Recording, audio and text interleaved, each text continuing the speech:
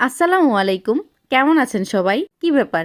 মন খারাপ? এত চেষ্টা করার পরও রান্না ভালো হচ্ছে না? কেউ রান্নার প্রশংসা করছে না? তাহলে এই রেসিপিটা শুধুমাত্র আপনার জন্য। আপনারা অনেকেই হয়তো জানেন না এই বিখ্যাত মশলাটার নাম বা কিভাবে তৈরি করতে হয়। এটা হচ্ছে আমাদের বিক্রমপুরের বিখ্যাত শাক মশলা। যে কোনো রান্নার স্বাদ বহুগুণ বাড়িয়ে দেয় এই ছাক বাটা। মাত্র ১০০ টাকা খরচ করে ১ থেকে ১.৫ মাসের জন্য যদি এত মজাদার মশলা বাসায় তৈরি করা যায়, তাহলে বাজার থেকে প্যাকেটজাত মশলা কেন কিনে খাবো আপনারাই বলেন। আশা করছি আমার আজকের রেসিপিটা সবার উপকারে আসবে। ছাক তৈরি করতে প্রয়োজনীয় সকল উপকরণ কেটে রেডি করে নিচ্ছি। রসুন কুচিগুলো বেশি মোটা বা বেশি চিকন কোনোটাই হবে না, মিডিয়াম সাইজের হবে। ওই একইভাবে পেঁয়াজগুলোও একটু মোটা করে কেটে নিচ্ছি। সমস্ত উপকরণ কাটা ডান।